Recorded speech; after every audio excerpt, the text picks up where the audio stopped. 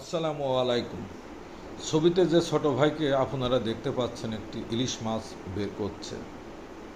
এই মাছটি 1 কেজির উপরে ওজন। আমার জন্য নিয়ে আসছে। এই ছোট ভাই দীর্ঘদিন বিদেশ ছিলেন, এখন দেশে এসে হার্ডওয়্যারের ব্যবসা করছেন। ও বিদেশ থাকা পর থেকে এখন পর্যন্ত এমন কোনো জিনিস নাই ওর ক্ষমতার মধ্যে আমাকে দেয় নাই। কেন জানি না, ও নাকি আমাকে যে কোনো জিনিস না দিতে পারলে ওর মনটা ভালো থাকে না। ও আমার কিছু দিতে পারলে ওর জীবনের সর্বোচ্চ খুশি ও অনুভব করে। কেন করে তা একমাত্র আল্লাহ তাআলা নিজেই ভালো জানেন।